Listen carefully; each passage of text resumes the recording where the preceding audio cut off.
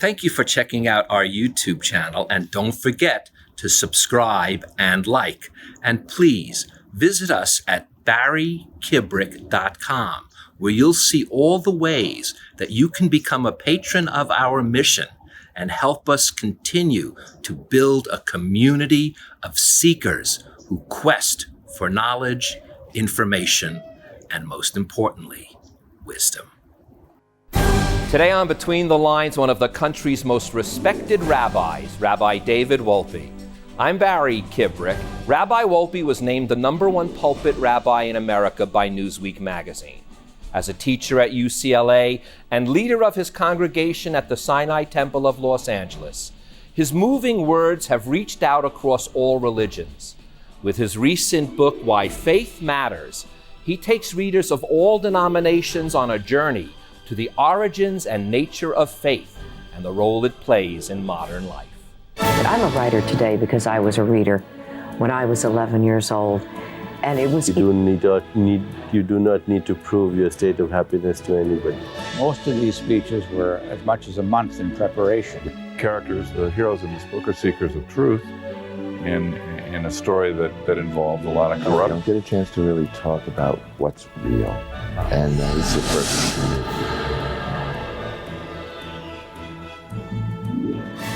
Rabbi David Wolpe, what a thrill to have you here. Thank you for joining us. It's a pleasure to be here. Oh, it's my pleasure. I'm going to begin because this is a book, Why Faith Matters. And as you open it up, you say, my journey to faith was first a journey from faith. And doubt played a big role of leading you to this particular part of your life. Well, I had the experience, like a lot of people, I think, of growing up believing sort of unreflectedly. That is, I didn't really think very much about it. You know, I grew up in a world where you heard stories about God, and you heard Bible stories, and I believed without thinking. And then one day, I was 12 years old. I saw a movie about the Holocaust.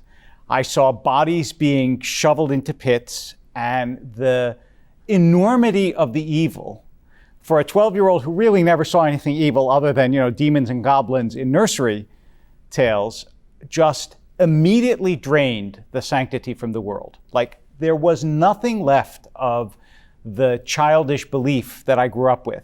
And so for me, in part, one of the sort of intersecting stories of the book is the way that you gradually rebuild a much deeper and more sophisticated faith when you lose that childish childhood faith that sooner or later bumps up against the reality of the world. You quote Paul Tillich, who says, doubt isn't the opposite of faith. Right. In the exact words, it is an element of faith. And from what I'm hearing, it may be one of the key elements of faith is doubt. I think that that's true. Doubt in a certain way and questioning in a certain way. In the same sense that there are questions and doubts that you have about relationships that make them closer. So you say to your spouse, what is it that you love about me? And that's a question that can draw someone closer. But there are questions that can also push people apart. And there are doubts and questions that can draw faith into your life, and there are doubts and questions that can push faith away. And so I think if you search seriously and honestly, and you seek to connect to other souls and understand them, that's part of faith. And anybody who says that a faithful person has no questions, it seems to me their faith must be very brittle, because deep faith can move with questions in the world, and it's good for it to do so. Well, if I'm correct, even the word Israel, doesn't it mean to wrestle with God? It does. What is wrestling with God but questioning faith constantly? Exactly so. It's, God wrestling, which is exactly that. And when Israel, that is the biblical character Jacob, when he wrestles with God and gets the name, what happens is, after that encounter with the angel, he limps, he's wounded, because there are ways that we come to God not only through our strengths, but also through our wounds. And it is the difficulties and the disappointments and the doubts of life that can bring you closer. You said the correct questions, though. That is important, and it's important even as you play out the Socratic method. Right. It's not just a question, but it's how deep you explore that question. How then, if a person is in this searching mode, how do they know how to question? That's a great question. It's a great question. And actually, here's a story that's not in the book, but it's a wonderful story. There was of a rabbi who was walking with his disciples, and he saw a group of his former students, and he said to them, "You see those students?" He says, "They're almost dead." And they said, "What do you mean they're almost dead?" He said, "Well, they don't ask questions anymore." He said, "They don't fight, they don't argue, they're not alive." And then they walked on for a little while, and one of his students said, "Rabbi, how do we know that we're not dead?" And he said, "Because you asked." And there is something in the desire to know the state of your own soul and the constant pushing and the not resting that is, I think, at the root of all this. The first question in the Bible is when God says to Adam, "Where are you?"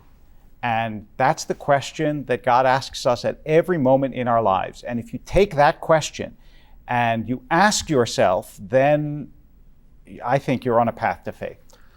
One of the things that inspired you to go this way was you've been, as you write in the book, you were looking at a recent spat of anti-faith type of material, whether it be atheistic or just secular and things like that. And sometimes we have to be careful when we draw these lines. I know I've had discussions with people where I would say, I don't think that, he may describe himself as a secular humanist, but when you really get to know him, he's just using the wrong description. But you use these words, and I think part of this is at the root of this, and I want to use it. You say cynicism makes a good sword, but a poor shield, because that's what a lot of the people are. They're being cynical about it. And I thought, what a great analogy. I wanted you to share that with our viewers, how you can thrust with cynicism, but you can't protect. No, you can't keep your soul. I don't even want to say pure, but you can't keep your soul moving through this world if all you do is devalue. And as you know, part of the book is a response to atheistic literature, and part of it is a response to certain challenges that I'm sure we'll talk about that I and my family have gone through over the past many years. And when something difficult happens to you in your life, if your only resource, your only spiritual resource is, everything is stupid and everything is meaningless and everything is vanity, then you really are bereft. You're left with nothing. And so that's what I mean by cynicism, is it can be entertaining, it can be witty, it can be clever, but it's not deep. Well, you talk about, in fact, this personal relationship and your own things. Let me throw this out at you here. I think there's, again, this could lead us to that direction. The key to coexistence is not sameness, but recognition of something greater than all of us. Right. That is your underpinning to what faith is that there is this, whatever you want to call it, whatever you want to shape it, how a transcendence, something outside of ourselves, greater than ourselves, that if we are not all realizing, we have a tendency to think the human is the highest, and then the human rule and law, and we, in a sense, diminish ourselves rather than raise ourselves. So the coexistence and sameness point, which you mention and which is critical. When you write a book, people always say to you, okay, what's different about your book? There are always going to be books on the same topic. What's different about yours? So part of what I think makes it different is, first of all, that it's a book by a rabbi that has a foreword by an evangelical minister, Rick Warren, of Saddleback Church, Purpose-Driven Life. That's not a usual thing. And the reason that that's so is that this book tries to identify what people of faith, not people of a specific faith, but rather people of faith, understand about the world and share about the world. And that's why I said that it's not sameness. The recognition of transcendence, you may translate it into different terms than I do, and another tradition may see it in still different terms. But there are certain attitudes, orientations, ideas that people of faith share that the book tries to identify and make clear that I think are tremendously important, not only for the individual, but also for the society. Well, then I'm going to start now probing into even deeper, okay? You said about things in your own life. There's lots of things in your life woven through here. Some of it I want to talk to later about what your wife observed, and some of it what I've observed in this right now. And one of them was your own battle with cancer. And at a time you are, I don't know if we call it last rites, but you were consulting or consoling another cancer patient who was not doing well, who was going towards the light, so to speak. And you use these words, I ventured that everything a human being was, the hopes, dreams, the love and gifts, could not completely disappear. And we just lost a cousin recently, and I can't help but keep thinking of those words, because no matter how much faith we have, where is this going? Where is that soul moving to? You know it's not disappearing. I was just curious, did you have any idea of where it might be wandering? You know, it's funny. People ask that a lot. Like, and the idea that heaven, before we came into this world, we couldn't have imagined what this world was like. And similarly, in this world, who can imagine what heaven would be like? I quote in the book Mark Twain, in his book, Letters from Earth. He says, people think when they go to heaven, they're going to lie on green fields and listen to harp music. He says, I wouldn't want to do it for 5 minutes while you're alive, but you think you'll be happy doing it for the rest of eternity after you die. I don't know what a world beyond this could possibly be like. Certainly my intellectual capacities, any person's, are much too limited to imagine a world. But it is a core belief in either the human being or in God, or both, that you don't disappear. I don't believe that you're just a collection of chemicals. I don't believe it. There's something about you that partakes of that transcendence, that is greater. And that's the core, the spark that I think lives on, although I can't tell you how. I tell the story in the book of the parable of twins in a womb that is told in a book on mourning in the Jewish tradition, that is mourning, grieving.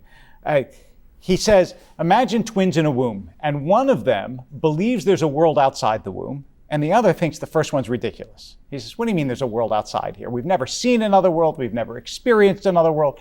He says, now imagine the believer is born. Outside, everybody's celebrating a birth, but in the womb, his sibling is mourning a death. He said, and that's what happens when people die. It's a birth to a world that we can't imagine. And that's the image that I carry in my mind when I see, as I often do as a rabbi, when I see people die. Rabbi, that reminds me, I had on a guest, John O'Donohue, tells almost a similar story about, how birth, if you were perceiving it as the person in the womb, is really like a death. Right. And you even use Nabokov. Yes. Life is such a remarkable surprise. Why should death be less of a surprise? Yes, and that also speaks to who Nabokov was. That is, that he found life a surprise. And part of faith is not moving through life dulled to it. There are people who you meet who, if you say life is such a surprise, they'll go, what's surprising about it?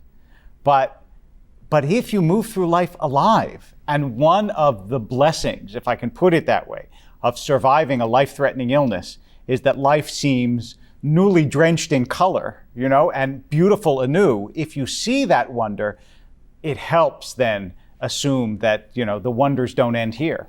Oh, if only all of us, I'm going to be terrible because I can't remember, but someone said, if only all of us can die a little or just experience that death a little bit, we would be better off. Yes, the trick is to do it and still be alive, right? If you do it permanently. Yes. But I saw not only with our own experience, but also with the people whom I've seen who've gone through this, that it's not true for everyone, but if you can hold inside you that little bit of what it's like to lose everything you love, it does help you love. I'm going to just even probe that a little deeper, because you used, and I've never heard of the fellow before, Teilhard de Chardin? Yes, Teilhard de Chardin. Teilhard de Chardin. He was a Protestant theologian. And he says something very beautiful. This is what he says. I'm going to quote it exactly. We are not physical creatures having a spiritual experience. We are spiritual creatures having a physical experience. I can't help but think that follows just what we're talking about. It does, exactly so. So in my own experience, part of what motivates this book, there are really two different things that moved me to the book. One is the intellectual question about faith and the assault on faith in the books of lots of different thinkers lately. And the other was the experience of going through cancer. My wife had cancer, then I had a brain tumor, I survived that, and then I had lymphoma 2 years ago and just finished chemo last year, right before I started the book. In fact, I'll tell you, seems to me a funny story. I said to my wife one day, I had read this editorial by one of the atheist thinkers, and it really infuriated me. And I said to my wife 6 months later, as I was almost done with the book, I said, when this book started? It started the day I read that editorial. And my wife smiled very sweetly at me, and she said, no, dear, it didn't. It actually started the day you finished chemo. She said, that's when you started to talk about the book. And I didn't even realize that. But that you survive that, and you feel your difference between your body and your spirit, and what the cancer means to your life, those sorts of things can push you away from faith. But I think they serve much better and much more meaningfully to draw you closer to it if you let them. Your wife, like my wife, sheds obviously a lot of light on things that we don't always see. And I know mine does too. And one of the things I wanted to talk to you about was some light that your wife shed on you. And I think it's important because, again, I think it helps center us where you're coming from. And that was, I don't know if it was the same incident when you were consulting this other case. It was a different case, but you had, in your own sense, a sense of unworthiness, that you were not able to take on the responsibilities of being a spiritual leader. And I don't remember the exact words, but it was something as if she was able to tell you it was God coming through you. You did not have to bear that responsibility. That was exactly it. I was doing what is equivalent of last rites. It's called in Hebrew vidui for someone. It was the first time I'd ever done it. This person was dying and I didn't know them. And I came home and she said, how was it? And I said, it was terrible because I felt like a fraud. I mean, who am I to be ushering this soul into eternity? I'm just me. And she said, you're right, you are unworthy. She said, anyone would be. But it's okay because you didn't do it. It was done through you. And the moment she said that, I realized that actually, even though it seems like I was being humble, I'm not worthy, the truth is I was letting my own ego get in the way of something much greater than me, which is exactly what you said, the God who works through you in the world. And it wasn't about me at all. It was actually about God and about this woman. Well, and this, I then think, leads to this other premise. You wrote this because the people that were writing books were almost saying that you are either a reasonable human or you have faith. As if, and you say here, and these are important words, reason and faith are not enemies.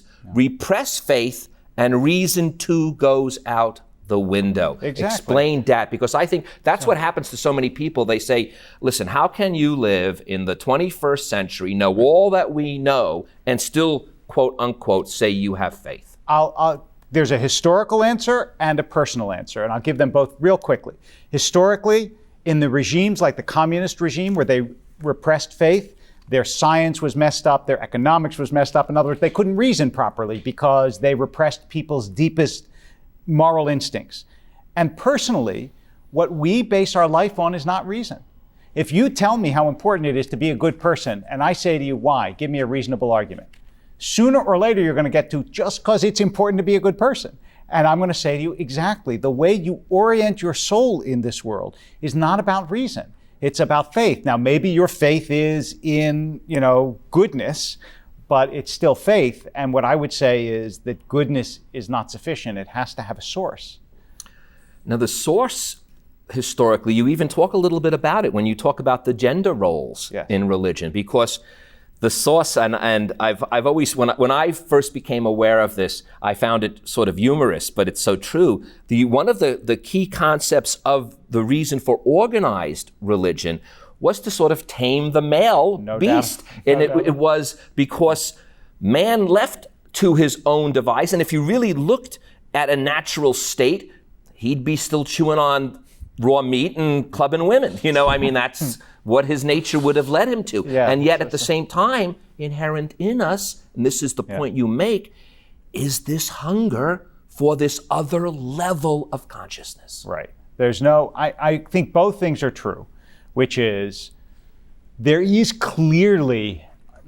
many distinctions, but I think there's also a spiritual distinction between the way women and men function generally. I mean, there are lots of exceptions on both sides, but also there is this deep yearning. It's both a need and also something more poetic and beautiful, a yearning for another person to connect to in your life so that you can live better.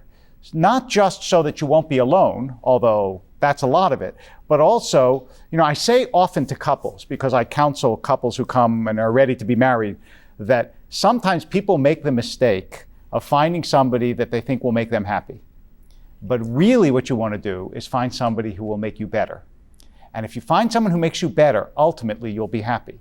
But if you find someone who doesn't make you better, who just, can celebrate with you, you're going to be miserable, because there is a desire in us for others to bring out that which is best. So. Wow, what great advice that is. They don't take it, but, but still, I give the advice. Oh, it's wonderful. Rabbi, let me ask one more thing. I'm going to bring out this, you call it the receptivity of the soul. Yes. And it's funny. I had to go through it twice because, you left it hanging. You didn't really, and I know that's one of the great leading questions to go for, because it sits there, and I was looking and there wasn't much more to go on. So I thought, what a great chance for you to really elaborate that concept. Here's a story, again, that I didn't tell in the book, but that's what the show is, by the way, all about. Right, exactly. You got a perfect time. You can buy the book for the stories in the book, but you have to turn into Barry's show for the stories that aren't in the book. This is a story, and actually part of the reason I didn't is you have to see it in part. A friend of mine in Israel went to a famous mystic, a class of a famous mystic. And he knew this class had been running for years and years and years and years. So he went into the class, and apparently there was a ritual with all new students that he didn't know. The mystic comes up to him and he held out an apple. And he went to grab for it, and the mystic pulled it back. And so he thought, okay, try it again. The guy held out the apple, and he went slowly to take it. And again, the mystic pulled it back. And finally, he looked at the other students who told him the secret. So the third time, the mystic held out the apple, and he went like this, and he dropped it in his hands. There is a certain humility, submission, and receptivity that you have to have in the world to open yourself up to God. It's what they said about the poet William Blake. Someone said about him to a friend of his, Blake is cracked. Like, he was a little crazy. And his friend said, yes, but it's the kind of crack that lets in the light. And there are cracks inside all of us. The question is whether we acknowledge them and let in the light. It's a great Leonard Cohen song as well that says there's a crack in everything. That's how the light gets in. Well, there you go. Well, with this light, then, I want to ask you one more thing. Actually, it's not even a question. It's a statement that you wrote. Whatever you are charged to do in this world must be done. Mm-hmm. And that charge, again, seems to what one would call a mission, which implies on many levels that it does come from something outside of this plane that we are familiar with. There's never been another person like you ever in history, and there never will be again. So if you don't do it, it won't get done. The Kotzker Rebbe, who was a religious leader in the 18th century, said, if I spend my life being someone else, who will be me? You're the only you. So you have to carry out what it is you are here to do, because otherwise it's undone in this world. But that sense of what you have to do, that comes from, again, so many layers. And in fact, in some of our hectic world, it almost seems hard to have that humility and that surrender ability. It's also because of all the distractions. But you have to think, you have to sort of create a cocoon around yourself enough to figure out what is my genuine purpose? What am I really here to do? What can I do that someone else can't do? What can I do for the people I love that no one else can do for them because I'm the person that they're closest to? I mean, they're questions that are dealt with, I know, in psychology and sociology in all different ways, but ultimately they're questions of faith, and they're one of the reasons why faith matters. Well, one of the people you quote in the book, a Master Eckhart to Yes. be exact, and as I said to a fellow John O'Donohue, a theologian, based a lot of his own philosophies on it, and the words are this: if the only prayer you ever say in your entire life is thank you, it is sufficient. Rabbi, I want to thank you. Thank you. Thank you so much for joining us, and thank you for joining us. Now, before Rabbi Wolpe leaves, I'd like to leave you with these words from Why Faith Matters.